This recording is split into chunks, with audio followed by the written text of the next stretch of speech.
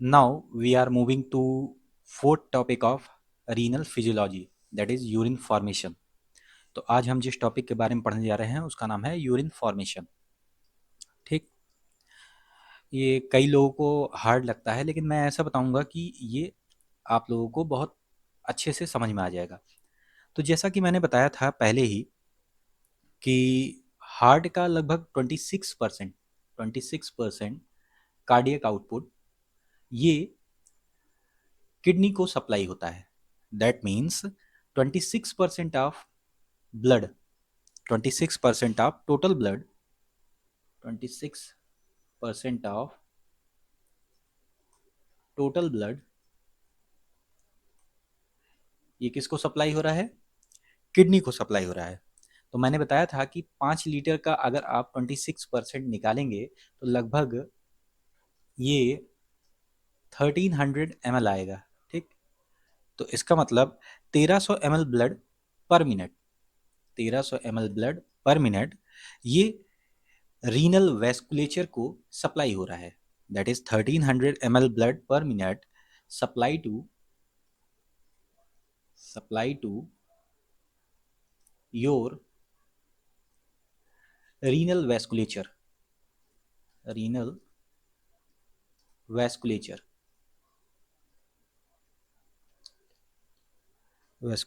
ठीक है,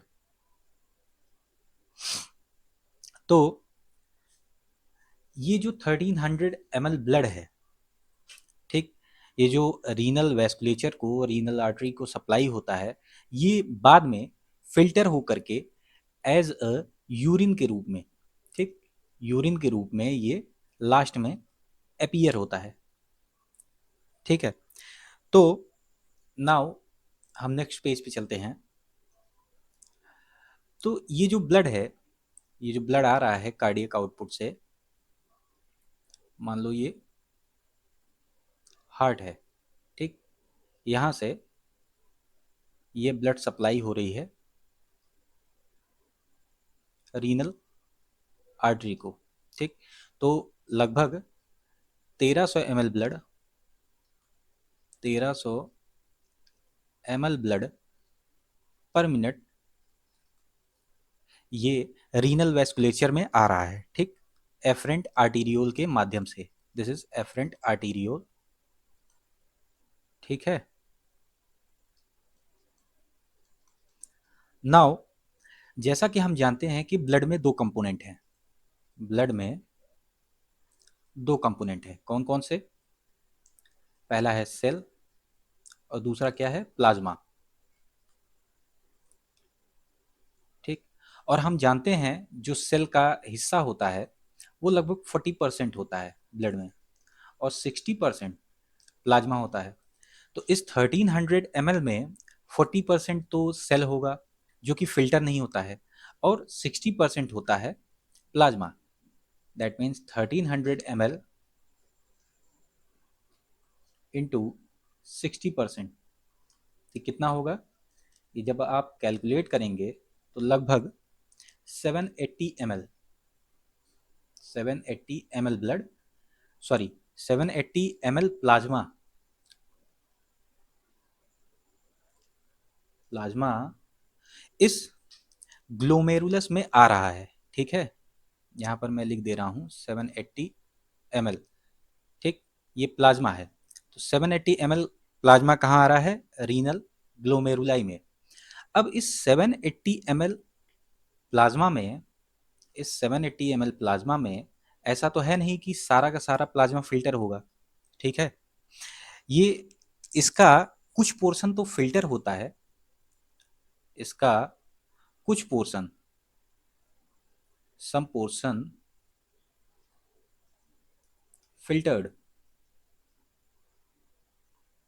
कुछ पोर्शन फिल्टर होता है और कुछ पोर्शन क्या होता है, कुछ पार्ट इसका इफरेंट आर्टियोल में चला जाएगा। सम पोर्शन गोज टू कहाँ? इफरेंट आर्टीरियोल में। ठीक है, तो कितना पोर्शन फिल्टर हो रहा है? इस 780 ml का कितना पोर्शन, कितना पार्ट फिल्टर हो रहा है लगभग इस 780 ml का 16% फिल्टर होगा। 16% कितना होगा जब आप इसे कैलकुलेट करेंगे तो लगभग 124.8 ml। तो 124.8 ml फिल्ट्रेट ये फिल्टर होगा पर मिनट। और इसी फिल्टर को जो फिल्टर हो रहा है 124 पॉइंट, ये प्लाज्मा जो फिल्टर हो रहा है 124.5 ml, लगभग 125 ml आप लिख सकते हैं, 125 ml पर मिनट। इसी को हम GFR बोलते हैं, ग्लोमेरुलर फिल्ट्रेशन रेट। ठीक, क्या बोलते हैं? Glomerular glomerular filtration filtration rate. इसका मतलब क्या हुआ? इसका मतलब ये है कि एक नॉर्मल हेल्दी पर्सन में जो नेफ्रॉन है वो 120 ml फिल्ट्रेट 1 मिनट में, पर मिनट 125 ml फिल्ट्रेट रिसीव कर रहा है। ठीक है, अब ये जो 125 ml पर मिनट मिला है, अब ये जो 125 ml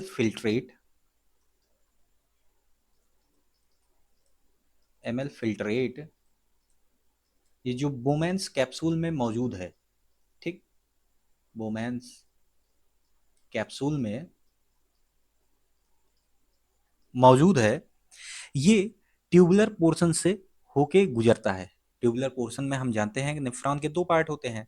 पहला तो होता है कि रीनल कैप्सूल, ठीक, जिसमें ग्लोमेरुलस और बोमेंस कैप्सूल रहते हैं, और दूसरा होता है इसका ट्यूबुलर पोर्शन जिसमें पीसीटी आता है, लूपा फेनले एंड देन डीसीटी, और ये डीसीटी जा करके कलेक्टिंग डक्ट से कंबाइन हो जाता है। ठीक है, तो ये जो 125 ml ब्लड है, 125 ml फिल्ट्रेट, नाउ ये ट्यूबुलर पोर्शन से होके गुजरता है, और ये जो ट्यूबुलर पोर्शन से फिल्ट्रेट होके गुजर रहा है इसको हम ट्यूबुलर फिल्ट्रेट बुलाते हैं। ठीक है, ट्यूबुलर फिल्ट्रेट या ट्यूबुलर फ्लूइड करके बुलाते हैं इसका नाम। ठीक, अब ये जो ट्यूबुलर फ्लूइड इस ट्यूबुलर पोर्शन ऑफ नेफ्रॉन से गुजर रहा है, इसमें इसमें क्या होगा? a lot of substance a lot of substance from peritubular a lot of substance reabsorb back to the blood। ठीक, इसका मतलब क्या है कि जो ट्यूबुलर पोर्शन में फ्लूइड फ्लो कर रहा है, इसमें से कई सारे ऐसे सब्सटेंस होंगे जो कि यूजफुल होंगे, तो उन यूजफुल सब्सटेंस को वेस्ट ना हो पाए, उसके लिए उसका रीएब्जॉर्प्शन होता है, रीएब्जॉर्प्शन होता है, एब्जॉर्प्शन। ठीक, this is peritubular capillary, peritubular capillary. ठीक, ये क्या है? ये वेन्स है, ठीक, जो कि ब्लड को फिर से पुनः इंफीरियर वेना कावा में लेके चली जाएगी। और ये क्या है? Efferent arteriole. और this is Bowman's capsule, Bowman's capsule.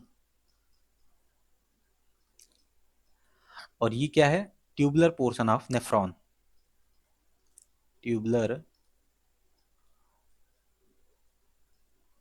Portion of nephron. और लास्ट में जो यहाँ पे मिलता है दैट फ्लूइड इज यूरिन। ठीक है। तो यहां पर मैंने ये बताया कि ट्यूबुलर पार्ट में ये जो फिल्ट्रेट था बोमेंस कैप्सूल में, now it move into tubular portion of nephron and that fluid is known as tubular fluid. ठीक। तो इस ट्यूबुलर फ्लूइड में कुछ सब्सटेंस ऐसे होंगे, कुछ सब्सटेंस ऐसे होंगे जो कि यूजफुल होंगे और वो वेस्ट ना जाने पाए, इसलिए उनका रीएब्जॉर्प्शन होता है। ठीक। और कुछ सब्सटेंस जो कि चूंकि हमने बताया था कि जो 780 ml प्लाज्मा है जो कि ग्लोमेरुलस में आया है, उसका कुछ ही पोर्शन फिल्ट्रेट होता है। ठीक। उसका कुछ ही पोर्शन फिल्टर हो पाता है और फिल्ट्रेट के रूप में बोमेंस कैप्सूल में आता है, लगभग 16%, दैट इज 125 ml। ठीक। तो बाकी बचा हुआ जो प्लाज्मा है वो तो इफरेंट आर्टीरियोल के थ्रू, इफरेंट आर्टीरियोल के थ्रू ये क्या आया, इफरेंट आर्टीरियोल के थ्रू ब्लड में चला गया। अब इसमें भी कुछ वेस्ट प्रोडक्ट होंगे और वो वेस्ट प्रोडक्ट पुनः से ट्यूबुलर पोर्शन में आने चाहिए, तो उसका सिक्रीशन होता है। ये जो टर्म लिख रहे हैं इसको ध्यान दीजिएगा, क्योंकि अभी बताएंगे कि कौन कौन से मैकेनिज्म होते हैं यूरिन के फॉर्मेशन में, कौन कौन से स्टेप्स होते हैं।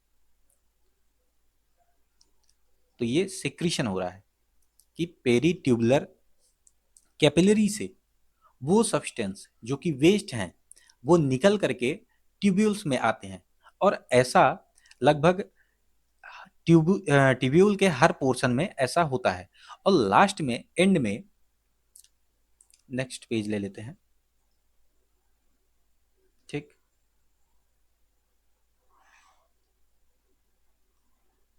और एंड में दिस इज, फिर से नेमिंग कर दे रहे हैं, afferent arteriole, efferent arteriole,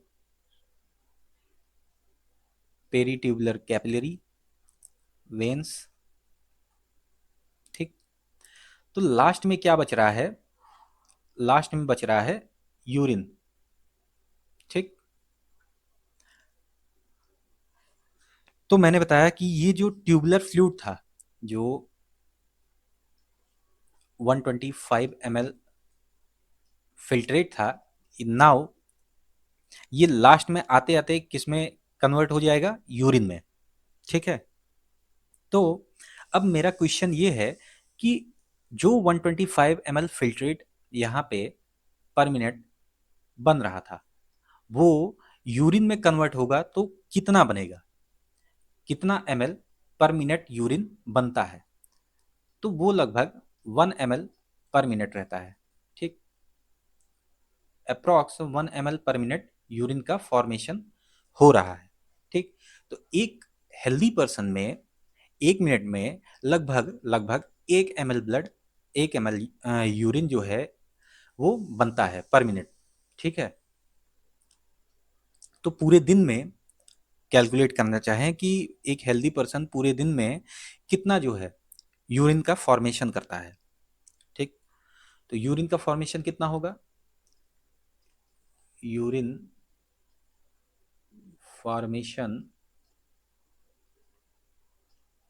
bye healthy person, healthy person in a day. ठीक। तो 1 मिनट में अगर ये 1 ml ब्लड, 1 ml यूरिन का फॉर्मेशन कर रहा है, तो 1 घंटे में चूंकि होते हैं 60 मिनट, तो हर मिनट में ये 1 ml यूरिन का फॉर्मेशन करेगा, तो 60 मिनट में ये लगभग 60 ml blood, 60 ml sorry urine का फॉर्मेशन करेगा, 60 ml यूरिन का फॉर्मेशन करेगा। तो एक दिन में लगभग 24 घंटे होते हैं, 24 घंटे होते हैं। तो अगर हम इसको 60 से मल्टीप्लाई कर दें, 60 से मल्टीप्लाई कर दें क्योंकि 1 घंटे में 60 मिनट होते हैं, तो आ जाएगा हमारा कि एक दिन में कितना मिनट होता है। तो लगभग 440 मिनट्स होते हैं।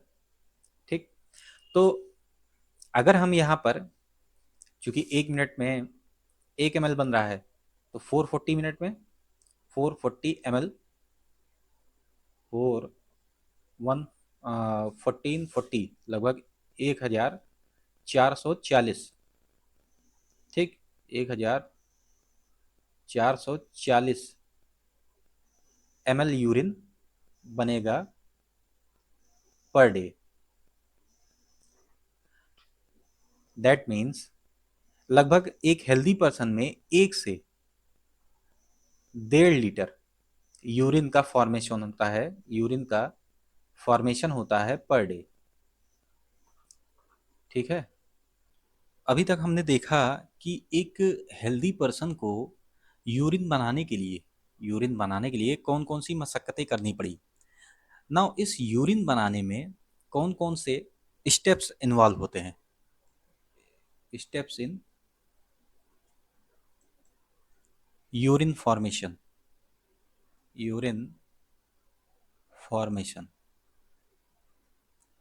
तो मेनली इसमें 3 स्टेप्स इन्वॉल्व होते हैं। पहला है glomerular glomerular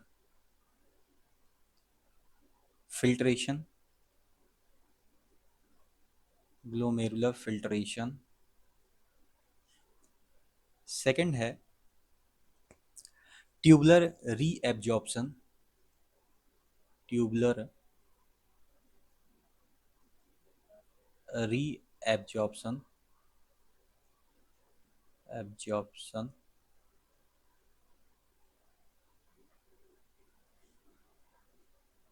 And the third is tubular secretion, and the third is tubular secretion। ठीक, तो ये 3 स्टेप्स हैं जिनके कारण यूरिन का फॉर्मेशन हो रहा है। ठीक है, इसमें इसमें जो फिल्ट्रेशन प्रोसेस है, ये जो फिल्ट्रेशन प्रोसेस है, ये ग्लोमेरुलस का फंक्शन है। ठीक, ये जो फिल्ट्रेशन प्रोसेस है ये सिर्फ ग्लोमेरुलस का फंक्शन है, और जो रीएब्जॉर्प्शन और सिक्रीशन हो रहा है ये ट्यूबुलर पोर्शन का काम है। नेफ्रॉन के ट्यूबुलर पोर्शन का काम है रीएब्जॉर्प्शन और सिक्रीशन करना, और जो ग्लोमेरुलस है इसका काम क्या है, फिल्ट्रेशन करना। फिल्ट्रेट आकर के यहाँ पर बोमेंस कैप्सूल में इकट्ठा होगा, फिर आगे जो है ट्यूबुलर पोर्शन में रीएब्जॉर्प्शन, सिक्रीशन, ये सारे प्रोसेस होते रहते हैं और बाद में यूरिन का फॉर्मेशन हो जाता है। नाउ यूरिन फॉर्मेशन की स्टार्टिंग हम करने जा रहे हैं। तो इसका जो यूरिन फॉर्मेशन का पहला स्टेप है, उस स्टेप का नाम है ग्लोमेरुलर फिल्ट्रेशन। ठीक है, तो फिल्ट्रेशन मेनली जो है ग्लोमेरुलस में ही हो रहा है और कहीं नहीं होगा। बाकी जो उसके ट्यूबुलर पार्ट है उसमें सिक्रीशन और एब्जॉर्प्शन वाली घटनाएं होती हैं, लेकिन जो मेनली फिल्ट्रेशन होता है वो कहाँ होता है, ग्लोमेरुलर में। ठीक, तो ग्लोमेरुलस में अब होगा क्या, इस प्रोसेस में होता क्या है, सबसे पहली बड़ी बात जो ये है कि इस प्रोसेस में होगा क्या। तो जो ब्लड जो ब्लड एफरेंट आर्टीरियोल के माध्यम से, जो ब्लड एफरेंट आर्टीरियोल के माध्यम से इस ग्लोमेरुलर कैपिलरीज में आता है, इस ग्लोमेरुलर कैपिलरीज में आएगा, तो उस ब्लड का जो प्लाज्मा होगा, ठीक, इस ब्लड में दो चीजें मौजूद हैं, कौन कौन सी, पहला तो है सेल्स, और दूसरा क्या है, दूसरा है प्लाज्मा। प्लाज्मा, तो सेल्स तो जाएंगे नहीं फिल्टर होकर, कौन जाएगा, प्लाज्मा। ठीक है, तो प्लाज्मा का फिल्ट्रेशन होता है। तो ये जो ब्लड है, ये जो ब्लड ग्लोमेरुलर कैपिलरीज में आया है, इसमें से प्लाज्मा इस फिल्ट्रेशन मेम्ब्रेन के थ्रू हो करके, इस फिल्ट्रेशन मेम्ब्रेन के थ्रू हो करके कहाँ पहुंचता है, पहुंचता है बोमेंस कैप्सूल में। बोमेंस कैप्सूल में ये जो फिल्ट्रेट है इस बोमेंस कैप्सूल में इकट्ठा हो रहा है। ठीक है, दिस इज बोमेंस बोमेंस कैप्सूल। तो इस प्रोसेस को ही, जो मैंने बताया है, इस प्रोसेस को ही हम क्या बोलते हैं, इस प्रोसेस को बोलते हैं ग्लोमेरुलर फिल्ट्रेशन। और जो ये फिल्ट्रेट होके आ रहा है, जो ये फिल्ट्रेट होके आ रहा है, इसको हम बोलते हैं glomerular filtrate. Glomerular glomerular filtrate. ठीक है, तो यहाँ पर शब्दों को ध्यान दीजिएगा। फिल्ट्रेट, ग्लोमेरुलर फिल्ट्रेशन क्या है? वो प्रोसेस है जिसके माध्यम से ये फिल्ट्रेट बोमेन्स कैप्सूल में आ रहा है। और जो बोमेन्स कैप्सूल में आ रहा है वो क्या है? Glomerular filtrate. यहाँ पर मैंने एक टर्म यूज किया फिल्ट्रेशन मेम्ब्रेन का। फिल्ट्रेशन फिल्ट्रेशन मेम्ब्रेन का। तो पहले के लेक्चर में मैंने बताया है वैसे फिल्ट्रेशन मेम्ब्रेन के बारे में, लेकिन यहाँ पर भी मैं इसको एक्सप्लेन करूँगा कि फिल्ट्रेशन मेम्ब्रेन है क्या। तो फिल्ट्रेशन मेम्ब्रेन में मेनली 3 चीज़ें सम्मिलित हैं। अभी यहाँ पर सिर्फ नाम याद करिए, आगे जो है इसको और अच्छे से एक्सप्लेन करके बताएंगे कि है क्या ये फिल्ट्रेशन मेम्ब्रेन, ठीक, कैसे बनता है। तो जो पहला इसमें फिल्ट्रेशन मेम्ब्रेन में है वो है ग्लोमेरुलर कैपिलरी मेम्ब्रेन। पहला है glomerular glomerular capillary capillary capillary membrane membrane ठीक। दूसरा इसमें कंपोनेंट क्या है? दूसरा है basement membrane. Basement membrane membrane यहाँ पर आप अगर देखेंगे तो ये जो चीज़ है यही है फिल्ट्रेशन मेम्ब्रेन। ठीक है, ये है फिल्ट्रेशन फिल्ट्रेशन मेम्ब्रेन। ये है फिल्ट्रेशन मेम्ब्रेन। तो जो थर्ड इसमें कंपोनेंट है फिल्ट्रेशन मेम्ब्रेन में, वो कौन बना रहा है? वो बना रहा है visceral layer of Bowman's capsule. Bowman's capsule के 2 लेयर होते हैं, ठीक है। तो उसका जो पहला वाला ये वाला लेयर है, ठीक, उसको हम विसरल लेयर बोलते हैं। तो visceral visceral layer of visceral layer of Bowman's Bowman capsule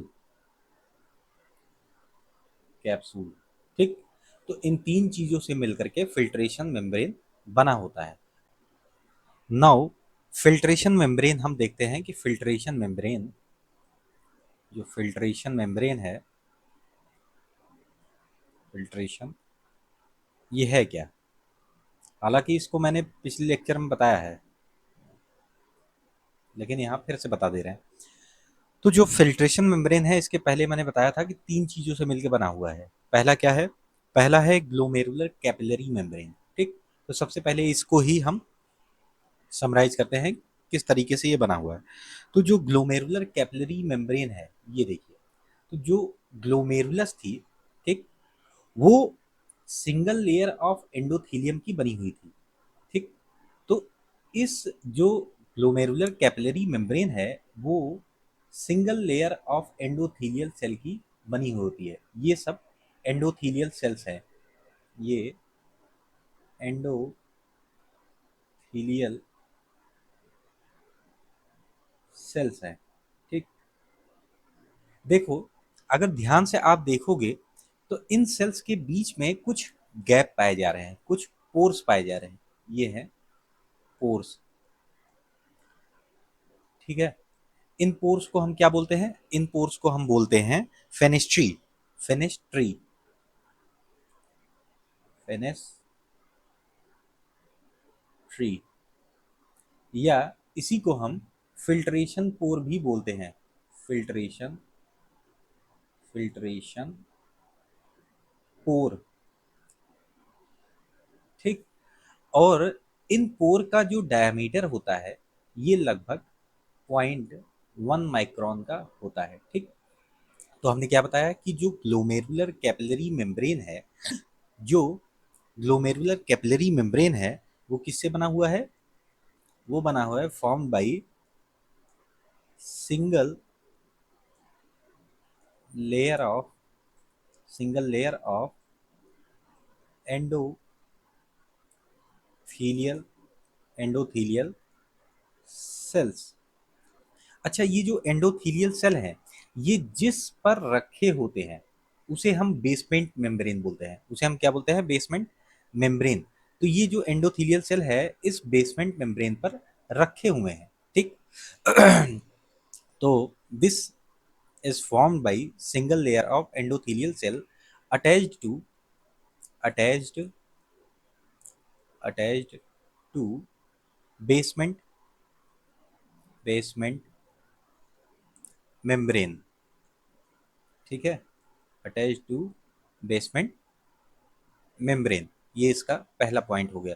दूसरा पॉइंट क्या है कि इट हैज पोर्स, इसमें पोर्स होते हैं। उन पोर्स को हम क्या बोलते हैं? उन पोर्स को हम बोलते हैं फेनेस्ट्री फेनेस्ट्री या इसी को हम फिल्ट्रेशन पोर भी बोलते हैं। फिल्ट्रेशन पोर्स भी बोलते हैं, ठीक है। और इन पोर का जो डायमीटर होता है, इन पोर का जो डायमीटर होता है ये 0.1 माइक्रोन का होता है, ठीक। ये डायमीटर इतना छोटा है, इतना छोटा है कि इनसे जो लार्ज मॉलिक्यूल है वो तो पास नहीं कर सकते हैं, ठीक है। तो ये इन पोर्स का डायमीटर हो गया। नाउ हम बेसमेंट मेम्ब्रेन की ओर आते हैं। तो जो बेसमेंट मेम्ब्रेन है, जो बेसमेंट मेम्ब्रेन है, इसको जानने से पहले हम विसरल लेयर के बारे में देखते हैं, visceral layer of Bowman's capsule. तो ये जो विसरल लेयर है बोमेन्स कैप्सूल का, ये क्या है कि ये फ्लैट है, ठीक है, फ्लैट एपिथेलियल सेल हैं। तो they are flattened epithelial cell. जो विसरल लेयर है ये फ्लैटेंड या flat epithelial epithelial sales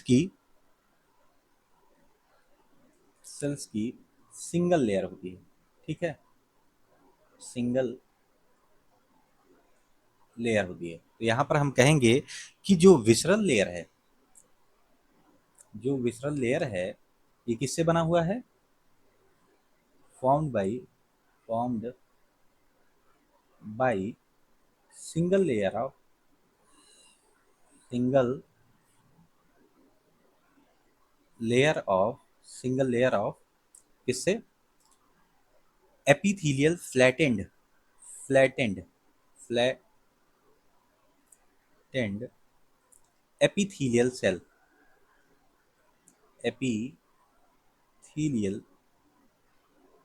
sales, ठीक है। तो जो ये एपिथेलियल सेल है वो भी एक बेसमेंट मेम्ब्रेन से अटैच है। तो हम यहाँ पर एक एपिथेलियल सेल को लेते हैं, ठीक है। तो ये जो एपिथेलियल सेल है, ये जो एपिथेलियल सेल है, इसमें देखेंगे कि इसका एक साइटोप्लाज्मिक एक्सटेंशन है। These are the cytoplasmic extension. इस एक्सटेंशन को हम पेडिकल्स या फीट बोलते हैं। इन एक्सटेंशन को हम पेडिकल्स पेडिकल्स या फीट बोलते हैं। क्योंकि अगर हम देखें तो ये पैर जैसे दिख रहे हैं कि ये इनके पैर हैं, ठीक है, ये extension.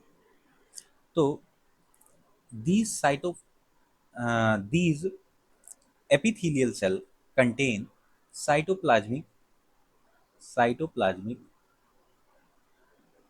cytoplasmic extension ex extension। इनको हम क्या बोलते हैं? इनको बोलते हैं पेडिकल्स या फीट। इनको हम बोलते हैं पेडिकल्स या फीट। और ऐसे एपिथेलियल सेल को जो कि पेडिकल्स कंटेन किए हुए हैं, ठीक, उनको हम पोडोसाइट्स बोलते हैं। ठीक है, तो ये जो सेल्स हैं, the epithelial cell, the epithelial epithelial cells that contain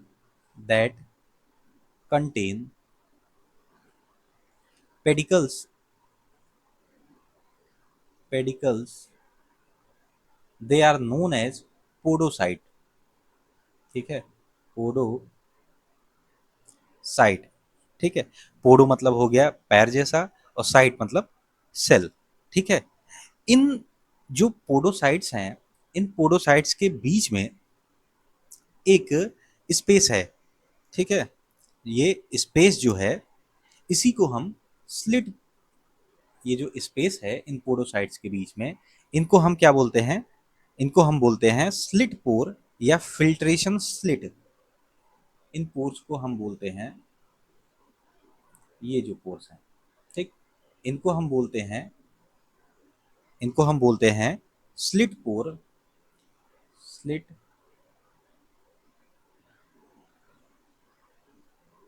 slit पोर या filtration slit, filtration filtration slit. ठीक है, तो यहाँ पर हमारे पास जगह नहीं बची है, तो यहाँ पर आप ऐड कर लीजिएगा कि इन पोडोसाइट्स के बीच में जो पोर्स हैं, उनको हम स्लिट पोर या फिल्ट्रेशन स्लिट बोलते हैं। ठीक है, और इन्हीं पोर्स के माध्यम से, इन्हीं पोर्स के माध्यम से फिल्ट्रेशन होता है, फिल्ट्रेशन की घटना होती है। अब नाउ हम मूव ऑन करेंगे बेसमेंट मेम्ब्रेन की ओर, कि ये बेसमेंट मेम्ब्रेन है क्या। ठीक है, तो ये जो बेसमेंट मेम्ब्रेन बन रही है, ये कुछ है नहीं, ये जो ग्लोमेरुलर कैपिलरी मेम्ब्रेन की बेसमेंट मेम्ब्रेन थी, और जो विसरल लेयर, बोमैन्स कैप्सूल के विसरल लेयर की जो बेसमेंट मेम्ब्रेन थी, उन्हीं के फ्यूजन से, उन्हीं के फ्यूजन से ये क्या बन रहा है? Fusion of basement basement membrane of first and second. ठीक, इसको फर्स्ट मान लो आप, और इसको सेकेंड मान लो, तो इन दोनों की बेसमेंट मेम्ब्रेन मिल करके ये फिल्ट्रेशन मेम्ब्रेन की बेसमेंट मेम्ब्रेन को बना रही है। तो यहाँ पर ये जो बीच में दिख रहा है, ये है basement basement membrane membrane. I hope आपने समझ लिया होगा, और नहीं समझ पाए हैं तो आप कमेंट सेक्शन में पूछ भी सकते हैं इससे रिलेटेड क्वेश्चन। तो हम जो है जानते हैं कि जो प्लाज्मा होता है, मेनली ब्लड में प्लाज्मा ही फिल्टर हो रहा है। ठीक है, तो मेनली प्लाज्मा ही फिल्टर हो रहा है। तो इस प्लाज्मा में जो सब्सटेंस मौजूद है, वो सारे सब्सटेंस का, उन सारे सब्सटेंस का फिल्ट्रेशन होता है। इवन जो छोटे छोटे माइन्यूट पार्टिकल्स होते हैं, उनका भी फिल्ट्रेशन होता है। इसीलिए ग्लोमेरुलर फिल्ट्रेशन को हम अल्ट्रा फिल्ट्रेशन नाम देते हैं। ठीक है, इसका एक और नाम है अल्ट्रा फिल्ट्रेशन। ठीक, तो प्लाज्मा में मौजूद सारे सब्सटेंस तो छन जाते हैं, लेकिन जो प्रोटीन होता है, जो प्रोटीन होता है, वो प्रोटीन नहीं छनता। इसका कारण है, यहाँ पर देखिए कि जो ग्लोमेरुलर कैपिलरीज होती है, उनका जो कैपिलरी एंडोथीलियल है, एंडोथीलियम है, वो क्या करता है कि वो फिल्ट्रेशन मेम्ब्रेन बनाता है। तो जो कैपिलरी एंडोथीलियम है, उनके बीच में कुछ गैप्स होते हैं, जैसे चाय की छन्नी होती है, छन्नी में आप पोर्स देखते हैं, ठीक, जिनके कारण चाय छनती है। उसी तरीके से इनमें भी फिल्ट्रेशन पोर्स रहते हैं। ठीक, ये सारे फिल्ट्रेशन पोर्स हैं, फिल्ट्रेशन पोर्स। तो जो प्रोटीन होता है, जो प्रोटीन होता है, चूंकि उसका साइज बड़ा होता है, ठीक, उसका जो मॉलिक्यूलर साइज है वो बड़ा होने के कारण ये प्रोटीन है, ये प्रोटीन है, ठीक। तो इस प्रोटीन का मॉलिक्यूलर साइज बड़ा है, इस कारण से, इस कारण से ये इस फेनेस्ट्री या फिल्ट्रेशन पोर से क्रॉस नहीं कर पाते, और इसलिए प्रोटीन को छोड़ करके, प्रोटीन को छोड़ करके बाकी सारे सब्सटेंस जो प्लाज्मा में मौजूद रहते हैं, ठीक, वो ग्लोमेरुलर फिल्ट्रेट के रूप में बोमेंस कैप्सूल में, ग्लोमेरुलर फिल्ट्रेट के रूप में बोमेंस कैप्सूल में छन करके आ जाते हैं। दीज आर ग्लोमेरुलर फिल्ट्रेट, ठीक। यहाँ पर लिख दे रहे हैं ग्लोमेरुलर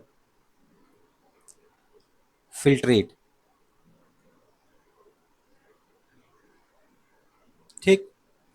अब ये जो ग्लोमेरुलर फिल्ट्रेट बना है, ठीक, ये बोमेंस कैप्सूल में इकट्ठा होता है। तो ये बोमेंस बोमैन कैप्सूल है,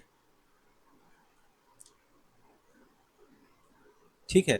यहाँ पर हम लिख सकते हैं, यहाँ पर हम लिख सकते हैं कि glomerular glomerular filtrate, glomerular filtrate is equal to plasma, plasma minus protein, ठीक। इसको ध्यान दीजिएगा, ठीक, कि ग्लोमेरुलर फिल्ट्रेट में वो सारे सब्सटेंस मौजूद रहेंगे सिवाय प्रोटीन को छोड़ करके। अब ये जो ग्लोमेरुलर फिल्ट्रेट है, इसको अगर एक्सपेरिमेंटल यूज के लिए हमको निकालना हो तो कैसे निकालते हैं, ठीक है। तो यहाँ पर हेडिंग आप चाहे लिख सकते हो, method of collection of glomerular filtrate, method of collection of glomerular filtrate, GF से हम रिप्रेजेंट कर दे रहे हैं।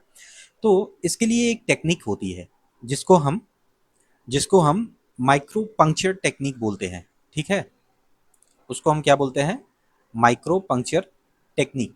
इस टेक्निक में होता क्या है, इस टेक्निक में एक इंस्ट्रूमेंट यूज किया जाता है जिसको बोलते हैं माइक्रो पिपेट, माइक्रो पिपेट, ठीक है। ये वो इंस्ट्रूमेंट है। तो ये क्या किया जाता है, ये बोमेंस कैप्सूल में इंसर्ट किया जाता है और यहाँ से ग्लोमेरुलर फिल्ट्रेट को, उस फिल्ट्रेट को यहाँ से एस्पिरेट कर लिया जाता है, ठीक है। इस माइक्रो पिपेट के थ्रू, इस माइक्रो पिपेट के थ्रू इस ग्लोमेरुलर फिल्ट्रेट को एस्पिरेट किया जाता है, aspiration of, aspiration of filtrate. देखो किडनी प्रॉपरली वर्क कर रही है या नहीं कर रही है, उसको देखने के लिए हम एक टेस्ट करवाते हैं जिसका नाम है जीएफआर, ग्लोमेरुलर फिल्ट्रेशन रेट। तो ये जो ग्लोमेरुलर फिल्ट्रेशन रेट है एक इम्पॉर्टेंट मेजरमेंट है टू इवेल्युएट किडनी फंक्शन, कि किडनी फंक्शन प्रॉपरली काम कर रहा है कि नहीं कर रहा है। तो ग्लोमेरुलर फिल्ट्रेशन रेट है क्या, इसको समझने के लिए आप यहाँ पर थोड़ा सा ये समझिए कि ये जो रीनल ब्लड फ्लो है, इसमें जो ब्लड आता है, इसमें जो ब्लड आता है, ये ब्लड जो है पूरा का पूरा नहीं चलता, इसमें सिर्फ और सिर्फ प्लाज्मा की छनाई होती है, ठीक है। प्लाज्मा ही जो है ये फिल्ट्रेट होता है, ठीक।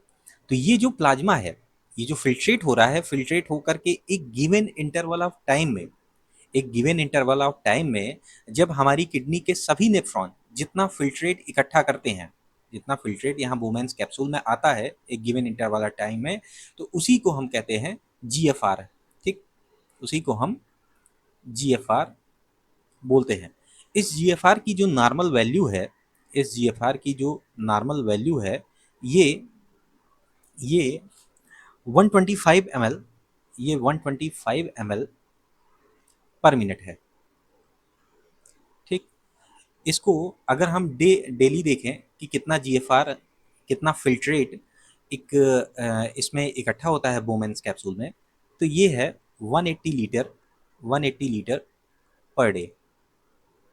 तो ऐसा तो है नहीं कि 180 लीटर टोटल का टोटल जो है as urine, as a urine आपको पास होता हो, ठीक है, इतना पास भी नहीं कर पाएगा एक नॉर्मल आदमी।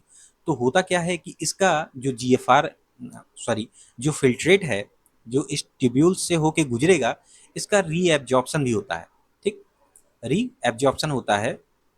तो जो जीएफआर है, यहाँ पर याद रखिएगा, इस जीएफआर, नॉर्मल जीएफआर की वैल्यू होती है 125 ml पर मिनट, ठीक है।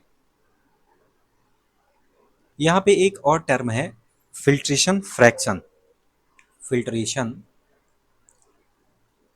फिल्ट्रेशन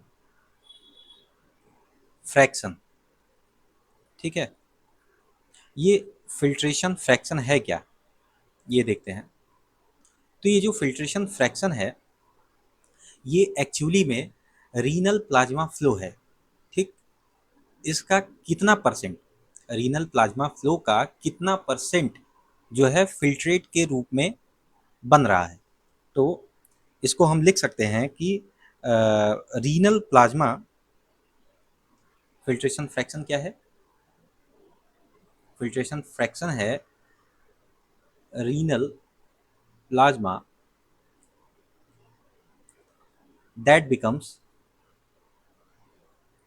सॉरी, यहाँ पर हम लिखेंगे fraction of, fraction of renal plasma that becomes, that becomes filtrate, filtrate. नहीं समझ पाए हैं तो ये देखिए कि जो फिल्ट्रेट बन रहा है वो प्लाज्मा से ही बन रहा है, ठीक। तो कितना परसेंट प्लाज्मा, कितना परसेंट प्लाज्मा ये जो है फिल्ट्रेट के रूप में कन्वर्ट हो रहा है, उसी को हम फिल्ट्रेशन फ्रैक्शन बोल देते हैं, ठीक। तो ये फ्रैक्शन है, तो ये परसेंटेज में एक्सप्रेस होता है, ठीक, ये परसेंटेज में एक्सप्रेस होता है। इसको हम कैसे कैलकुलेट करते हैं, तो फिल्ट्रेशन फ्रैक्शन जो है यहाँ पे हम लिख दे रहे हैं, जो फिल्ट्रेशन फ्रैक्शन है, फिल्ट्रेशन फ्रैक्शन को हम ऑब्टेन करते हैं जब हम ग्लोमेरुलर फिल्ट्रेशन रेट को डिवाइड करते हैं बाई रीनल प्लाज्मा फ्लो से, रीनल प्लाज्मा फ्लो से, और इसको 100 से मल्टीप्लाई कर देंगे, ठीक। तो अगर हम इसको कैलकुलेट करेंगे, अगर हम इसको कैलकुलेट करेंगे तो यहाँ पर देखिए जो जीएफआर मैंने बताया था, फिल्ट्रेशन फ्रैक्शन, जीएफआर मैंने कितना बताया था, जीएफआर बताया था 125 ml पर मिनट, ठीक। और जो रीनल प्लाज्मा फ्लो है, अगर आप शुरुआत में देखेंगे तो वहाँ पर मैंने बताया है कि जो रीनल ब्लड सप्लाई है वो कार्डियक आउटपुट का 26% है, कार्डियक आउटपुट का 26% है, ठीक। ये आपको रीनल प्लाज्मा फ्लो के बारे में बता रहे हैं, रीनल प्लाज्मा फ्लो के बारे में बता रहे हैं। ये हालांकि शुरुआत में मैंने बताया है, लेकिन यहाँ पर फिर से रिपीट कर दे रहे हैं कि कार्डियक आउटपुट का 26% रीनल ब्लड सप्लाई है, ठीक। कितना हुआ इसका, जो 5000 ml, लगभग 5 लीटर ब्लड है, ठीक है। तो 5000 ml का 26% आप देखेंगे, 26% ये समथिंग 1300 ml के आसपास आएगा, ठीक है। आप यहाँ पर कैलकुलेट कर लीजिएगा, 20 से 20 कटा, 50 गुणे 26 करेंगे तो 1300 ml आएगा, ठीक है। तो इस 1300 ml में आप एक मोटा मोटा हिसाब कर लीजिए ब्लड में। तो ब्लड जो है ब्लड में दो चीज़ें हैं, एक तो सेल्स है और दूसरा है प्लाज्मा। तो 40% के आसपास सेल्स है और 60% के पास प्लाज्मा है, ठीक। 1300 ml का, 1300 ml का आप 60% कर लीजिए, क्योंकि 40% जो सेल है वो तो फिल्ट्रेशन में जाएगा ही नहीं, वो सीधे सीधे पास हो जाएगा। ठीक है, तो इस 60% में, इस 60%, यही 60% जो है ये फिल्ट्रेट होता है। तो 1300 ml का 60% जब आप देखेंगे तो लगभग 780 ml आएगा, 780 ml। हालांकि और डिटेल में जब आप जाएंगे तो इस 780 ml टोटल प्लाज्मा जो है ये फिल्ट्रेट नहीं होता है, इसमें कुछ प्रोटीन पोर्शन भी होते हैं, क्योंकि प्लाज्मा प्रोटीन है, वो तो फिल्ट्रेट होते नहीं हैं, वो भी जाते हैं। ठीक, तो यहाँ पर हम मोटा मोटा हिसाब लिख देते हैं कि 780 ml, ठीक, और इंटू 100 फार्मूला के हिसाब से। ठीक है, तो इसको जब आप डिवाइड करेंगे, ठीक, इसको जब आप डिवाइड करेंगे तो समथिंग 16%, 16% आएगा आपका फिल्ट्रेशन फ्रैक्शन। ठीक है, फिल्ट्रेशन, फिल्ट्रेशन फ्रैक्शन ये लगभग 16% आएगा। अच्छा, इस फिल्ट्रेशन फ्रैक्शन का मतलब आपने समझा कि नहीं? इसका मतलब ये है कि जो रीनल प्लाज्मा फ्लो है, जो रीनल प्लाज्मा फ्लो है, ये आपका रीनल प्लाज्मा फ्लो है, इसका कितना परसेंट, इसका कितना परसेंट, कितना परसेंट फिल्ट्रेट हो रहा है। ठीक, इसका कितना परसेंट फिल्ट्रेट हो रहा है। तो कितना परसेंट हमने जाना यहाँ पर? 16%। ठीक है, यही आपका फिल्ट्रेशन फ्रैक्शन हो गया। अब इसी को जब हम 780 ml का 16% जब आप देखेंगे तो लगभग 124.8 ml पर मिनट आएगा। ठीक है, दैट मीन्स लगभग 125 ml पर मिनट, यानी एक मिनट में 125 ml फिल्ट्रेट बोमेंस कैप्सूल में आ रहा है। ठीक है, तो ये आपका जीएफआर हो गया। आप फिल्ट्रेशन फ्रैक्शन से जीएफआर भी कैलकुलेट कर लिए। ठीक है, नाउ हम पढ़ने जा रहे हैं कि फिल्ट्रेशन को डिटरमाइन कैसे किया जाता है, कौन से फोर्सेस हैं, कौन सी वो चीज़ है जो कि फिल्ट्रेशन को गवर्न कर रही हैं। तो यहाँ पर दो मेजर फैक्टर हैं, दो मेजर फैक्टर हैं जो कि अल्ट्रा फिल्ट्रेशन को गवर्न कर रहा है। अल्ट्रा फिल्ट्रेशन क्यों कहा जाता है, इसको मैंने पहले बता दिया है। क्यों? क्योंकि जो ग्लोमेरुलर फिल्ट्रेशन हो रहा है, ठीक, उसमें क्या हो रहा है, उसमें माइन्यूट पार्टिकल भी जो है छन करके आ जाते हैं। इस ग्लोमेरुलर फिल्ट्रेशन में माइन्यूट पार्टिकल भी छन के आ जाते हैं, इसलिए इसका नाम अल्ट्रा फिल्ट्रेशन पड़ा है। ठीक, तो वो दो फैक्टर कौन कौन से हैं जो कि अल्ट्रा फिल्ट्रेशन को गवर्न कर रहे हैं? पहला है प्रेशर ग्रेडियंट और दूसरा है फिल्ट्रेशन कोएफिशिएंट। ठीक, तो ये जो पहला प्रेशर ग्रेडियंट है ये होता क्या है? तो ये जो प्रेशर ग्रेडियंट है ये कुछ फोर्सेस के कारण होता है और उन फोर्सेस को स्टार्लिंग फोर्स नाम दिया गया है। ठीक है, अच्छा, स्टार्लिंग फोर्स अब है क्या कि वो सारे प्रेशर जो कि फिल्ट्रेशन को डिटरमाइन करने में इन्वॉल्व हो रहे हैं, जो कि फिल्ट्रेशन को सपोर्ट कर रहे हैं, वो सब स्टार्लिंग फोर्स कहलाते हैं। हालांकि सपोर्ट करना ही नहीं, अपोज भी करते हैं कुछ प्रेशर। ठीक है, तो वो सारे प्रेशर हम कह सकते हैं, वो सारे प्रेशर जो कि फिल्ट्रेशन को करवाते हैं, ठीक, उनको हम स्टार्लिंग फोर्स नाम दे देते हैं। तो ये फोर्स कितने टाइप के होते हैं? ये फोर्स दो टाइप के होते हैं। पहला है हाइड्रोस्टैटिक प्रेशर और दूसरा है कोलाइड ऑस्मोटिक या आंकोटिक प्रेशर। तो यहाँ पे लिख लीजिएगा कोलाइड ऑस्मोटिक या आंकोटिक प्रेशर। जो ये हाइड्रोस्टैटिक प्रेशर है, ये अब यहाँ से ध्यान दीजिएगा, छोटी बात है लेकिन समझने लायक है। आगे आपको जो नेट फिल्ट्रेशन प्रेशर है उसको समझने में ये काम करेगा। ठीक है, तो जो हाइड्रोस्टैटिक प्रेशर है वो फ्लूइड के कारण है। जो हाइड्रोस्टैटिक प्रेशर है ये फ्लूइड के कारण है। और ये किस टाइप का फोर्स है? ये पुशिंग टाइप का फोर्स है। ठीक, पुशिंग टाइप का,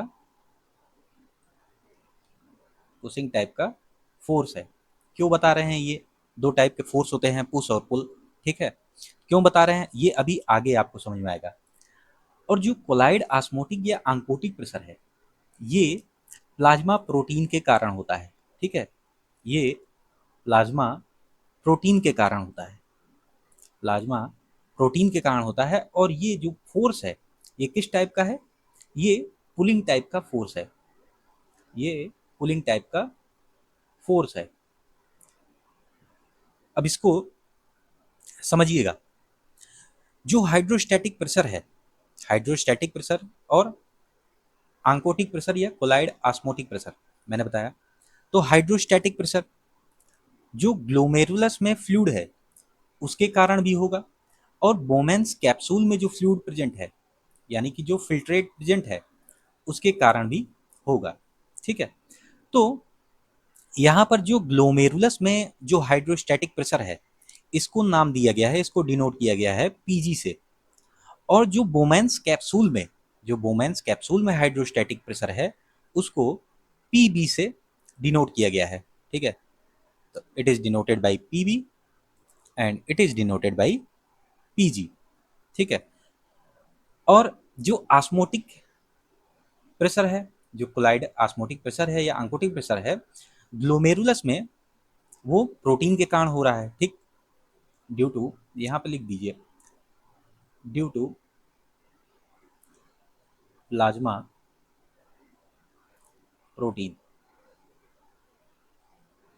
ग्लोमेरुलस में जो आंकोटिक प्रेशर है उसको डिनोट करेंगे पाई जी से, और बोमेन्स कैप्सूल में, यहाँ पर अलग कलर से मैं लिख दे रहा हूँ पाई जी, और यहाँ पर भी मैं अलग कलर से लिख दे रहा हूँ पाई बी, ठीक। और बोमेन्स कैप्सूल में जो डिनोट होगा वो है पाई बी, ठीक। अब एक चीज ध्यान रखिएगा कि जो फोर्स, जो फोर्स यहाँ पर लिख दे रहे हैं फिल्ट्रेशन को, जो फोर्स फिल्ट्रेशन को सपोर्ट करता है या एनकरेज करता है, जो फोर्स फिल्ट्रेशन को सपोर्ट करता है या एनकरेज करता है, इसको पॉजिटिव मिलेंगे, ठीक, पॉजिटिव साइन मिलेंगे। और जो फोर्स, जो फोर्स या जो प्रेशर फिल्ट्रेशन को, फिल्ट्रेशन का, फिल्ट्रेशन का अपोज करता है, अपोज करता है, उसको हम निगेटिव में लेंगे, ठीक है। ये दो चीजें ध्यान रखिएगा। तो जो ग्लोमेरुलस में जो फ्लूइड है, ठीक, यहाँ पर प्लाज्मा है, और ये प्लाज्मा क्या करेगा, ये प्लाज्मा फ्लूइड है, तो फ्लूइड का जो हाइड्रोस्टैटिक प्रेशर है, ठीक, वो क्या कर रहा है, वो सपोर्ट कर रहा है फिल्ट्रेशन को। तो यहाँ पर हम लिखेंगे पॉजिटिव पी जी, पीजी यानी कि हाइड्रोस्टैटिक प्रेशर इन ग्लोमेरुलस, ठीक है। और जो हाइड्रोस्टैटिक प्रेशर, हाइड्रोस्टैटिक प्रेशर जो बोमेन्स कैप्सूल में मौजूद फ्लूइड है उसके द्वारा जो लग रहा है वो फिल्ट्रेशन को, वो फिल्ट्रेशन को अपोज कर रहा है। यहाँ पर समझिएगा, बहुत बेसिक चीज है, और अगर आप समझ गए तो फिल्ट्रेशन को डिटरमाइन करने वाले ये स्टार्लिंग फोर्सेस को आप बहुत अच्छे से समझ जाएंगे। तो पीबी जो है यानी कि हाइड्रोस्टैटिक प्रेशर बोमेन्स कैप्सूल में, ये अपोज कर रहा है।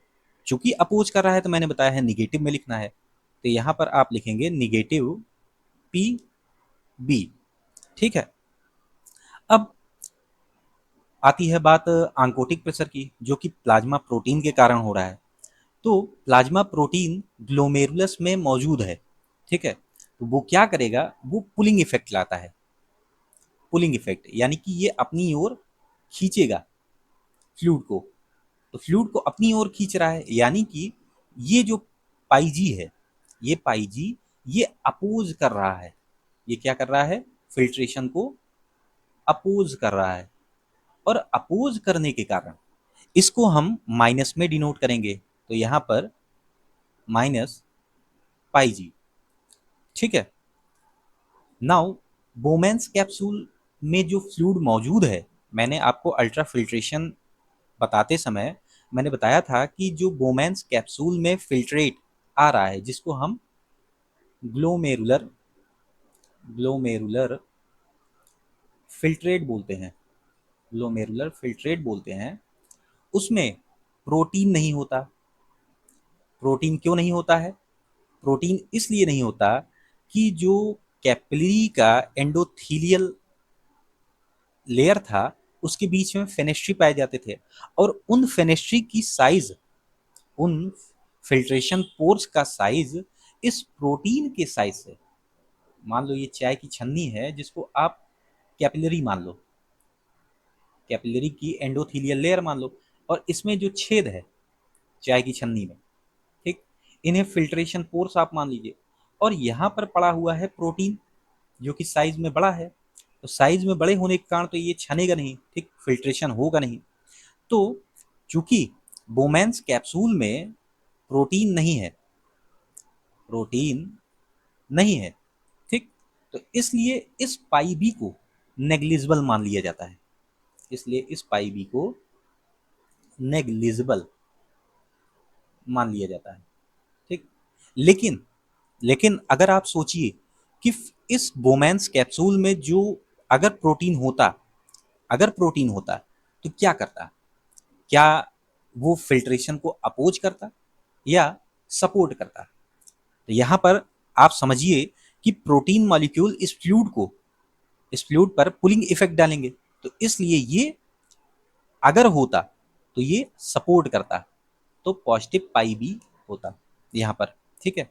तो ये जो फार्मूला बन के आया, इसी को हम कहते हैं नेट फिल्ट्रेशन प्रेशर, और इसको आप याद कर लीजिएगा, बहुत आसानी से समझा दिया है लेकिन है बहुत हार्ड, ठीक। Net filtration filtration pressure. तो नेट फिल्ट्रेशन प्रेशर का जो फार्मूला था, हमने ये तो निकाल लिया कि पीजी यानी कि hydrostatic pressure in glomerulus minus hydrostatic pressure in Bowman's capsule, और minus minus oncotic pressure in glomerulus, ठीक। तो इसी तीनों प्रेशर को हम सेम्बुलिंगम में अलग अलग नामों से पढ़ते हैं। जैसे जो पीजी है, इसका सेम्बुलिंगम अगर आप पढ़ेंगे फिजियोलॉजी का, तो उसमें नाम दे दिया है glomerular capillary pressure, glomerular glomerular capillary capillary pressure, ठीक है। पीबी का एक अलग नाम दिया है, वो है hydrostatic pressure in Bowman's capsule, hydrostatic pressure pressure in बोमेंस Bowman capsule capsule.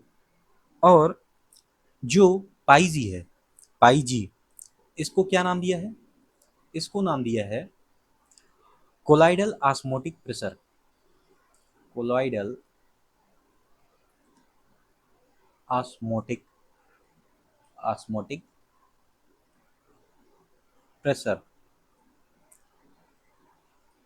बताने की जरूरत है नहीं कि इसमें कौन किस कारण से है, ठीक है। अब इनकी वैल्यू दी गई है। जो ग्लोमेरुलर कैपिलरी प्रेशर होता है, ये लगभग 45 टू 70 एच जी होता है, 70 एच जी होता है, ठीक। जो हाइड्रोस्टैटिक प्रेशर है बोमेंस कैप्सूल में, इसकी वैल्यू लगभग 15 एच जी होता है, 15 एच जी। और कोलाइडल ऑस्मोटिक प्रेशर का जो वैल्यू है, ये समथिंग 25 mm 25 mm Hg है, ठीक। तो यहाँ पर अगर हम नेट फिल्ट्रेशन प्रेशर कैलकुलेट करना चाहें तो 60 माइनस 25 माइनस 15, ठीक। तो यहाँ पर होगा 60 माइनस 55, 10 टू 1 40, ठीक। तो यहाँ पर आएगा 20 mm Hg, ठीक। तो जो नेट फिल्ट्रेशन प्रेशर है वो लगभग 20 mm Hg होगा। और अगर आप देखेंगे तो ये लगभग 15 से 20 के बीच में, नॉर्मली ये 15 से 20 के बीच में वेरी करता है, ठीक है। तो ये रहा आपका net filtration pressure. Now filtration को गवर्न करने वाले दूसरे फैक्टर के बारे में पढ़ते हैं। दूसरा फैक्टर क्या था? फिल्ट्रेशन फिल्ट्रेशन कोएफिशिएंट कोएफिशिएंट इस फिल्ट्रेशन कोएफिशिएंट को हम KF से डिनोट करते हैं, ठीक है। तो ये है क्या? ये एक्चुअली हाइड्रोलिक कंडक्टिविटी है बैरियर का, ठीक। It is hydraulic hydraulic conductivity of barrier. तो ये जो इतना जो हार्ड लैंग्वेज है, इसको समझने के लिए सबसे पहले ये समझ लीजिए यहाँ पर बैरियर कौन सा है। ये फिल्ट्रेशन मेम्ब्रेन है बैरियर, फिल्ट्रेशन मेम्ब्रेन है बैरियर, ठीक। तो ये कुछ है नहीं। फिल्ट्रेशन कोएफिशिएंट का मतलब है कि कितनी आसानी से फ्लूइड फिल्टर होकर के इस बैरियर के थ्रू बोमेंस कैप्सूल में आ रहा है, ठीक है। तो यहाँ पर लाइक ये सरफेस एरिया हो गया, सरफेस एरिया हो गया, या थिकनेस हो गया बेसमेंट मेम्ब्रेन का, थिकनेस ऑफ बेसमेंट मेम्ब्रेन। तो इन चीज़ों को ये इन्वॉल्व करता है। जैसा कि हम जानते हैं कि जो फिल्ट्रेशन है, ठीक, जो फिल्ट्रेशन है, ग्लोमेरुलर फिल्ट्रेशन रेट, ये प्रोडक्ट है किन दो चीज़ों का? पहला तो है नेट फिल्ट्रेशन प्रेशर का, और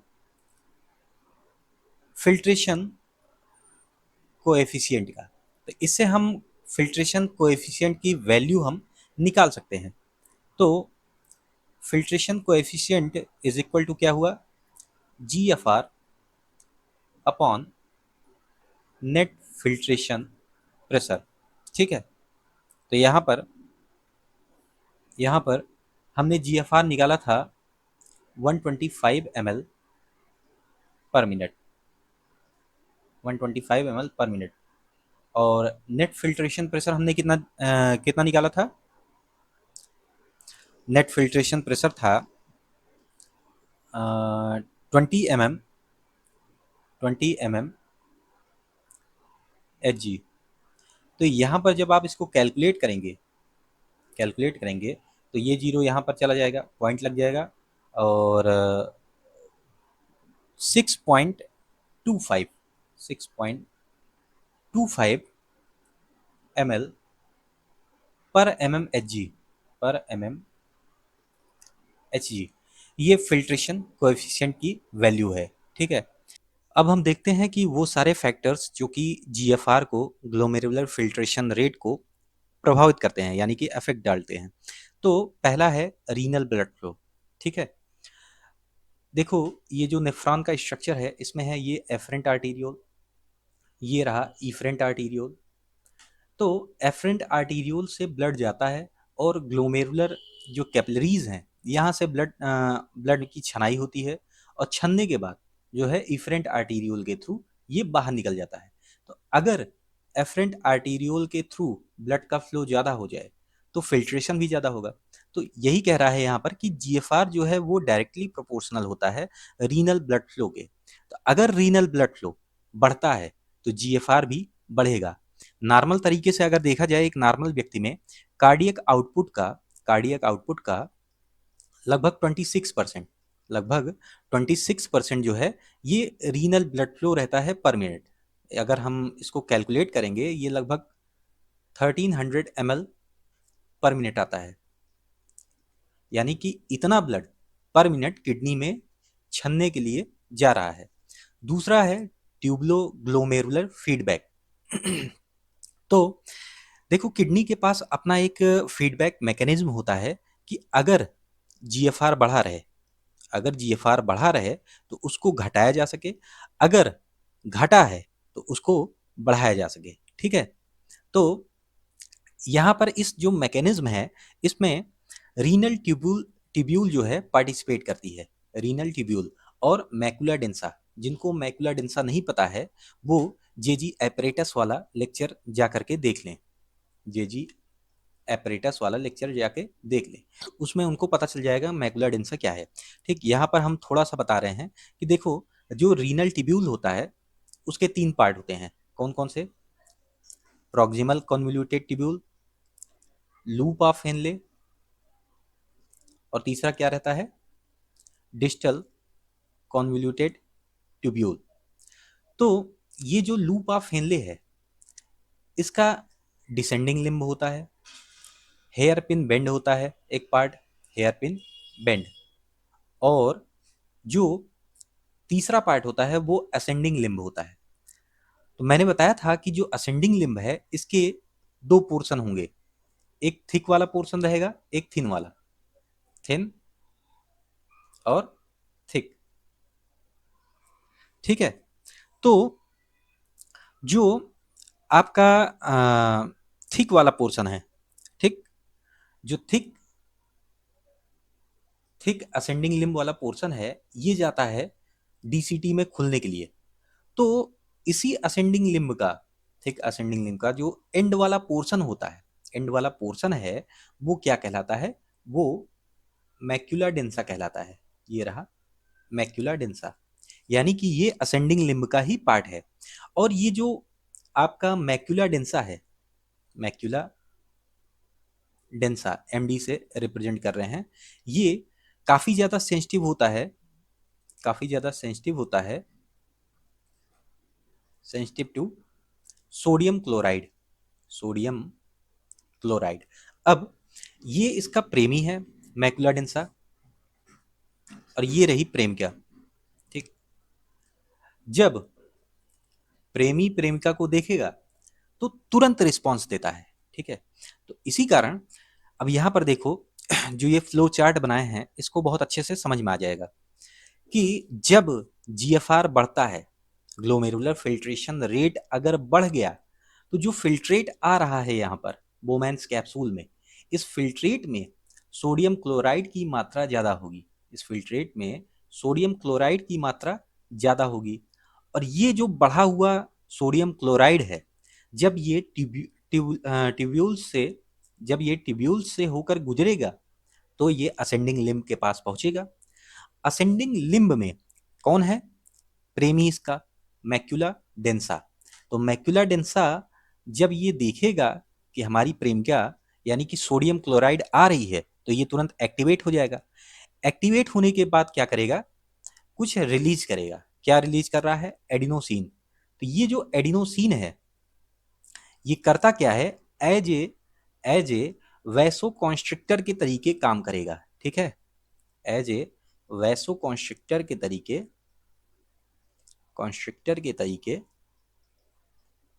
काम करेगा। और क्या करेगा?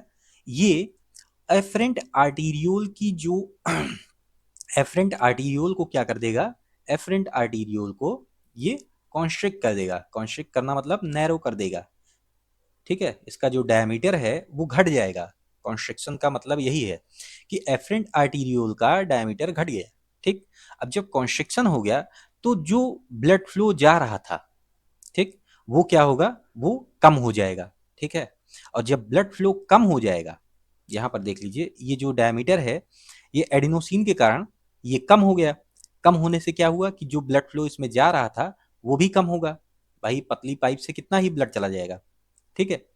तो जब ये ब्लड फ्लो कम हो गया तो अब जो ग्लोमेरुलस है यानी कि ग्लोमेरुलर कैपिलरीज उसमें भी ब्लड कम पहुंच रहा है और इसके द्वारा जो फिल्ट्रेट होगा, जो फिल्ट्रेट बनेगा वो भी कम बनेगा और इस तरीके से जीएफआर जो है ये घट जाएगा, ठीक है। ये रहा इसका पूरा मैकेनिज्म और आई होप ये मैकेनिज्म आपको बहुत अच्छे से समझ में आ गया होगा, ठीक है। अब देखिए कि कुछ फैक्टर्स होते हैं जो कि इस फीडबैक मैकेनिज्म की सेंसिटिविटी को बढ़ा देते हैं और कुछ फैक्टर्स होते हैं जो कि इस फीडबैक मैकेनिज्म की सेंसिटिविटी को घटा देते हैं। तो कौन कौन से हैं, इसको बस नाम याद कर लेना है, एडिनोसिन, थ्रोम्बोक्सिन, प्रोस्टाग्लैंडिन E2, ठीक है, PGE2 ये रहा, और हाइड्रोक्सी इकोस्टेट्रेनोइक एसिड, ठीक है। ये सब इस फीडबैक मैकेनिज्म की जो सेंसिटिविटी है उसको बढ़ा देते हैं और इस फीडबैक मैकेनिज्म की जो सेंसिटिविटी है उसको घटाने वाले फैक्टर कौन कौन से हैं, एट्रियल नाइट्रियूरेटिक एट्रियल नाइट्रियूरेटिक पेप्टाइड, और दूसरा क्या है, प्रोस्टाग्लैंडिन I2, ठीक है, साइक्लिक एएमपी, ठीक है, साइक्लिक एएमपी, और कौन सा है, नाइट्रस ऑक्साइड। ये सब क्या करते हैं, इसकी सेंसिटिविटी को घटा देते हैं। अब यहाँ पर हम देखेंगे, अभी हमने देखा कि जीएफआर अगर बढ़ा है तो क्या हो रहा है और जीएफआर घटा है, अब देखेंगे जीएफआर घट रहा है तब क्या होता है। तो अगर जीएफआर घटा तो फिल्ट्रेट में जो सोडियम क्लोराइड का कंसंट्रेशन था वो भी घट जाएगा। अब जब सोडियम क्लोराइड का कंसंट्रेशन घटा तो इसको क्या करेगा, प्रेमी ने तुरंत भांप लिया, ठीक है। तो क्या करेगा, ये PGE2 ब्रेडिकाइनिन और रेनिन को सिक्रीट करता है। तो ये जो PGE2, PG प्रोस्टाग्लैंडिन E2 और ब्रेडिकाइनिन है और ब्रेडिकाइनिन है, ये क्या करते हैं, ये एफरेंट आर्टीरियोल को, ये क्या करेंगे, एफरेंट आर्टीरियोल को ये डायलेट कर देते हैं, ये डायलेट कर देते हैं, डायलेट एफरेंट एफरेंट आर्टीरियोल, ठीक है। अब यहां पर रेनिन क्या करता है, रेनिन क्या करेगा, renin renin renin angiotensin aldosterone system के माध्यम से, ठीक है, क्या करता है, एंजियोटेंसिन सेकंड बनाता है, एंजियोटेंसिन एंजियोटेंसिन सेकंड बनाएगा। अब ये एंजियोटेंसिन सेकंड क्या करता है, ये इफरेंट आर्टीरियोल को कॉन्स्ट्रिक्ट करा देता है, ये कॉज करता है कॉन्स्ट्रिक्शन ऑफ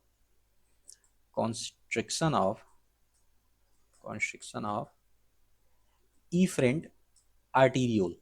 अब इसको समझाने के लिए मैं पीछे फिगर में जा रहा हूं, तो यहां पर समझिएगा कि जब एफरेंट आर्टीरियोल का डायमीटर बढ़ गया, ब्रेडिकाइनिन और प्रोस्टाग्लैंडिन E2 ने क्या किया, इसके डायमीटर को बढ़ा दिया और जो रेनिन था, रेनिन ये क्या करता है, रेनिन इसके जो इसका जो डायमीटर है उसको घटा दिया।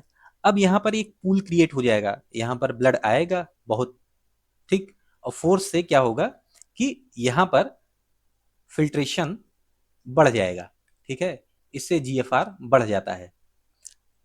तो तो ये जो ब्रेडिकाइनिन, रेनिन और प्रोस्टाग्लैंडिन E2 था, ब्रेडिकाइनिन, प्रोस्टाग्लैंडिन और रेनिन था, इसने क्या किया, इसने जीएफआर को, ग्लोमेरुलर फिल्ट्रेशन रेट को बढ़ा दिया, ठीक है। और कैसे बढ़ाया कि एक तरफ तो पाइप का मुंह पतला कर दिया और एक तरफ पाइप का मुंह चौड़ा कर दिया। इससे क्या होगा, इससे ब्लड फ्लो बढ़ जा रहा है और रीनल ब्लड फ्लो जहां भी बढ़ेगा, ये यहां पर हम लिख दे रहे हैं एक नए पेज में, ठीक है। तो ये क्या करते हैं, ये रीनल ब्लड फ्लो को रीनल ब्लड फ्लो को बढ़ा दे रहा है। कौन बढ़ा रहा है, ब्रेडिकाइनिन और प्रोस्टाग्लैंडिन E2 एफरेंट आर्टीरियोल के डायमीटर को बढ़ा करके, यानी कि डायलेशन करा करके, और रेनिन जो है एंजियोटेंसिन सेकंड के माध्यम से इफरेंट आर्टीरियोल का कंस्ट्रक्शन कराकर रीनल ब्लड फ्लो को बढ़ा दिए। और रीनल ब्लड फ्लो के बढ़ने के बाद जीएफआर अपने आप ही बढ़ जाएगा। क्यों बढ़ जाएगा, क्योंकि ये डायरेक्टली प्रोपोर्शनल होता है रीनल ब्लड फ्लो के, ठीक है। जीएफआर रीनल ब्लड फ्लो के डायरेक्टली प्रोपोर्शनल होता है। थोड़ा ध्यान से समझिएगा, क्योंकि तीन फैक्टर हैं जिनको मैं एक साथ समझाने जा रहा हूँ। तो मैंने अभी कुछ देर पहले स्टार्लिंग फोर्स के बारे में बताया था, ठीक है, जो कि जीएफआर को रेगुलेट करते हैं। स्टार्लिंग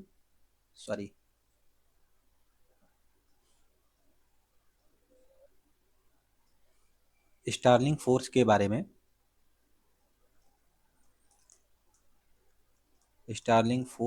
में मैंने बताया था, जिसमें ग्लोमेरुलस में हाइड्रोस्टैटिक प्रेशर था और बोमेंस कैप्सूल में हाइड्रोस्टैटिक प्रेशर था। कोलाइडल ऑस्मोटिक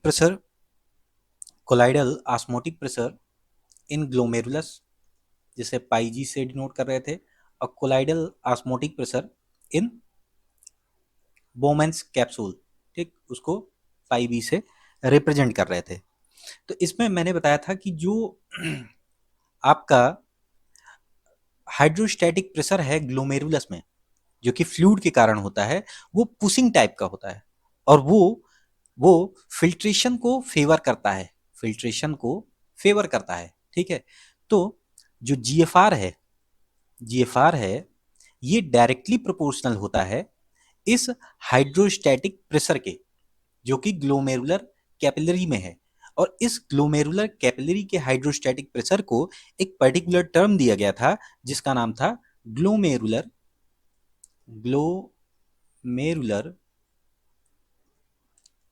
कैपिलरी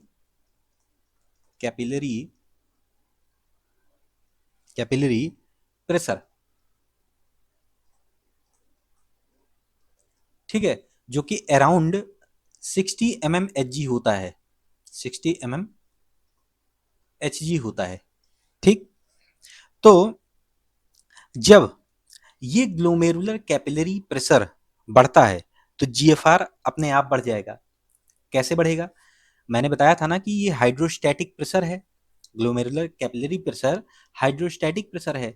जब फ्लूइड की मात्रा बढ़ेगी ग्लोमेरुलर कैपिलरी में तो हाइड्रोस्टैटिक प्रेशर भी बढ़ेगा ग्लोमेरुलर कैपिलरी में। और ये चूंकि पुशिंग टाइप का फोर्स है, तो ये क्या करेगा, फिल्टर को फेवर करेगा और फिल्ट्रेट आकर के यहाँ पर इकट्ठा होंगे, जीएफआर भी इंक्रीज कर जाएगा, ठीक है। पहला मैंने बता दिया आपको ग्लोमेरुलर कैपिलरी प्रेशर। दूसरे में आ जाइए, पाई जी की बात कर लें। तो जो कोलाइडल ऑस्मोटिक प्रेशर होता है, जो कोलाइडल ऑस्मोटिक प्रेशर है, जो कोलाइडल ऑस्मोटिक प्रेशर है, मैंने बताया था कि ये प्रोटीन के कारण होता है। ये किसके कारण हो रहा है, प्लाज्मा प्रोटीन के कारण, ठीक। और ये क्या है, ये पुलिंग टाइप का प्रेशर है, ठीक है, पुलिंग टाइप का फोर्स है। तो यहां पर अगर प्रोटीन मौजूद है, प्लाज्मा प्रोटीन, ये क्या करेगा, फ्लूइड को अपनी ओर खींचेगा, ठीक है। तो ये क्या कर रहा है, फिल्ट्रेशन को अपोज कर रहा है। इसलिए जो जीएफआर है वो इनवर्सली प्रोपोर्शनल होता है कोलाइडल ऑस्मोटिक प्रेशर के, ठीक है, इनवर्सली प्रोपोर्शनल होता है कोलाइडल ऑस्मोटिक प्रेशर के। यानी इसका मतलब क्या हुआ? इसका मतलब ये है कि जब कोलाइडल ऑस्मोटिक प्रेशर बढ़ेगा तो जीएफआर घटेगा, और जब कोलाइडल ऑस्मोटिक प्रेशर घटेगा तो जीएफआर क्या होगा? ये बढ़ जाएगा, जीएफआर की वैल्यू बढ़ेगी। कोलाइडल ऑस्मोटिक प्रेशर किसके कारण हो रहा है? ये प्लाज्मा प्रोटीन के कारण होता है। प्लाज्मा प्लाज्मा प्रोटीन के कारण होता है। ठीक, अब इसको आप लेमैन लैंग्वेज में यहां पर समझिए कि अगर प्लाज्मा प्रोटीन की मात्रा ब्लड में ज्यादा है ग्लोमेरुलर कैपिलरी में, तो ये क्या करेगा? फ्लूइड को अपनी ओर खींचना चालू करेगा। तो जब फ्लूइड को अपने साथ खींचेगा तो फिल्ट्रेशन होगा नहीं उतने प्रॉपर तरीके से, तो जीएफआर जो है, ग्लोमेरुलर फिल्ट्रेशन रेट, ये क्या होगा? कम हो जाएगा। अगर वहीं वहीं प्लाज्मा प्रोटीन की मात्रा कम हो ग्लोमेरुलर कैपिलरी में, और ये किस कंडीशन में होता है ये भी अभी बताते हैं, तो क्या होगा कि अगर कम है भाई, वो सपोर्ट करेगा, ठीक है, कम फ्लूइड को अपनी ओर खींचेगा। जैसे कौन सा केस है? जैसे अगर किसी को डायरिया हुआ और डायरिया में डिहाइड्रेट कर गया आदमी, पेशेंट डिहाइड्रेट कर गया, ठीक है, डिहाइड्रेशन में क्या हुआ कि फ्लूइड लॉस हो रहा है। फ्लूइड क्या हो रहा है? फ्लूइड लॉस हो रहा है। जब फ्लूइड लॉस हो रहा है तो जो प्लाज्मा प्रोटीन है, प्लाज्मा प्रोटीन की वैल्यू बढ़ जाएगी ब्लड में। प्लाज्मा प्रोटीन प्लाज्मा प्रोटीन बढ़ गया। अब ये प्लाज्मा प्रोटीन बढ़ने से कोलाइडल ऑस्मोटिक प्रेशर भी बढ़ेगा, जिसके कारण जीएफआर जीएफआर कम होगा। ठीक है, और ये होने का मैकेनिज्म, होने का कारण भी है भाई, हमको वाटर लॉस को रोकना है, क्योंकि वैसे भी वाटर लॉस तो हो रहा है डिहाइड्रेशन के माध्यम से। ठीक, फ्लूइड लॉस लॉस हो ही रहा है। ठीक, तो हमको वाटर बचाना है, जीएफआर कम हो गया। अब अगर किसी का डाइट गड़बड़ है, कोई आदमी है, कोई औरत है, ठीक, पेशेंट, तो उसका अगर जो है न्यूट्रिशन गड़बड़ है, प्रॉपर प्रोटीन नहीं ले रहा है, तो हाइपोप्रोटीनीमिया हो गया। हाइपोप्रोटीनीमिया, हाइपो का मतलब हो गया कम प्रोटीन, और ईमिया मतलब होता है ब्लड, तो ब्लड में प्रोटीन की मात्रा कम हो गई। इससे क्या होगा? जब प्रोटीन की मात्रा कम है तो ये कम प्रोटीन कम फ्लूइड को अपनी तरफ खींचेगा, तो इससे क्या हुआ? Colloidal osmotic pressure colloidal osmotic pressure osmotic pressure ये क्या हुआ? कम हुआ। कम होने से क्या होगा? जीएफआर बढ़ेगा, वाटर लॉस होगा। ठीक, जीएफआर बढ़ गया। अब तीसरा फोर्स कौन सा था? तीसरा फोर्स तीसरा फोर्स था, जो थर्ड फोर्स है, वो था hydrostatic pressure in Bowman's capsule, that is PB. यहां पर मैं कैपिलरी बना दे रहा हूं, ठीक है, ये कैपिलरी, और ये रहा बोमेन्स कैप्सूल। ठीक, तो यहां पर बोमेन्स कैप्सूल में क्या हो रहा है कि हाइड्रोस्टैटिक प्रेशर, जो कि फ्लूइड के कारण फिल्ट्रेट यहां पर रहेगा, ये ग्लोमेरुलर फिल्ट्रेट है, ठीक है, फिल्ट्रेट। इस फ्लूइड के कारण जो हाइड्रोस्टैटिक प्रेशर है, यानी कि पीबी, ये क्या करता है? ये फिल्ट्रेट को अपोज करता है। ठीक, क्योंकि पुशिंग टाइप का फोर्स है तो ये पुश कर रहा है। ठीक, ये फिल्ट्रेशन को अपोज करेगा। तो जो पीबी है, पीबी ये इनवर्सली प्रोपोर्शनल होता है, सॉरी, जो जीएफआर है, जीएफआर है, ये इनवर्सली प्रोपोर्शनल होता है hydrostatic force in Bowman's capsule के। PB is PB is hydrostatic static force force hydrostatic force in Bowman's Bowman's Bowman capsule. तो इसका मतलब ये है कि जो हाइड्रोस्टैटिक प्रेशर है, हाइड्रोस्टैटिक प्रेशर है, फोर्स के साथ आप प्रेशर भी लिख दीजिए, या प्रेशर, जो हाइड्रोस्टैटिक प्रेशर है अगर बोमेंस कैप्सूल में बढ़ता है, ठीक, तो जीएफआर क्या होगा, घटेगा। और अगर ये कम होगा तो ये बढ़ेगा, ठीक। अब यहाँ पर कौन से कंडीशन होते हैं, जैसे ऑब्स्ट्रक्शन का केस है, अगर यूरिन के पाथवे में ऑब्स्ट्रक्शन है, ठीक, तो क्या होता है, हाइड्रोस्टैटिक प्रेशर बढ़ेगा, हाइड्रोस्टैटिक प्रेशर के बढ़ने से जीएफआर कम होगा, ठीक है। लाइक ऑब्स्ट्रक्शन, ऑब्स्ट्रक्शन इन यूरिथ्रा, ठीक। अब अदर जो फैक्टर है, एक फैक्टर है वो है कॉन्स्ट्रिक्शन, कॉन्स्ट्रिक्शन। अगर एफरेंट आर्टीरियोल में कॉन्स्ट्रिक्शन होता है तो वो कैसे जीएफआर को रेगुलेट करेगा, कैसे जीएफआर को अफेक्ट करेगा। और अगर इफरेंट आर्टीरियोल में, इफरेंट आर्टीरियोल में अगर कॉन्स्ट्रिक्शन होता है तो वो कैसे जीएफआर को अफेक्ट करता है, आइए ये देखते हैं। तो ये रहा आपका एफरेंट आर्टीरियोल और ये है इफरेंट आर्टीरियोल।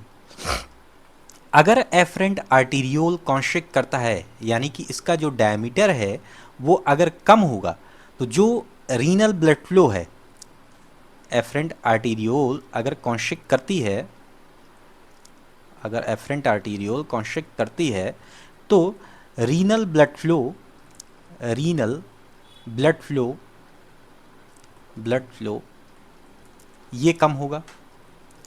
और रीनल ब्लड फ्लो कम होने से जीएफआर भी कम हो जाएगा। क्यों? क्योंकि जीएफआर डायरेक्टली प्रोपोर्शनल है रीनल ब्लड फ्लो के। अगर किडनी में ब्लड कम आ रहा है तो फिल्ट्रेट भी कम होगा, ठीक है। अब इफरेंट आर्टीरियोल की कंडीशन में क्या हो रहा है, अगर इफरेंट आर्टीरियोल कॉन्स्ट्रिक्ट करती है, अगर इफरेंट आर्टीरियोल में कॉन्स्ट्रिक्शन होता है तो फर्स्टली ये जीएफआर बढ़ेगा, जीएफआर बढ़ेगा, लेकिन फिर क्या होगा, देन कुछ समय बाद जीएफआर डिक्रीज कर जाएगा। अब इसका कारण सुनो क्यों है, कि अगर इफरेंट आर्टीरियोल कॉन्स्ट्रिक्ट करता है, ठीक, नैरोइंग होती है, तो क्या होगा कि यहाँ पर एक पूल क्रिएट हो जाएगा ब्लड का, ठीक।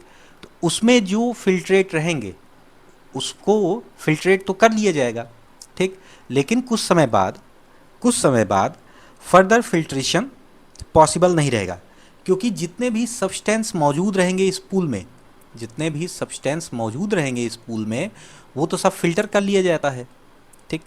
फिर बाद में सिर्फ ब्लड ही ब्लड बचेगा। और चूंकि इफरेंट आर्टीरियोल कॉन्स्ट्रिक्ट कर गई है, ठीक, तो ब्लड भी सही से निकल नहीं पा रहा है। तो इस पूल में चूंकि सब्सटेंस कम है तो बाद में फिल्ट्रेशन कम हो जाएगा। तो इफरेंट आर्टीरियोल के कॉन्स्ट्रिक्शन में क्या हो रहा है, पहले तो जीएफआर बढ़ेगा और फिर जीएफआर घटेगा।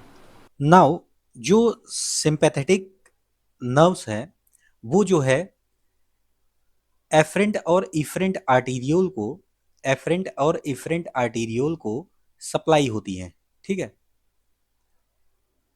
ये दोनों एफरेंट और इफरेंट आर्टीरियोल ये सिंपैथेटिक नर्व इनको सप्लाई करती हैं, ठीक।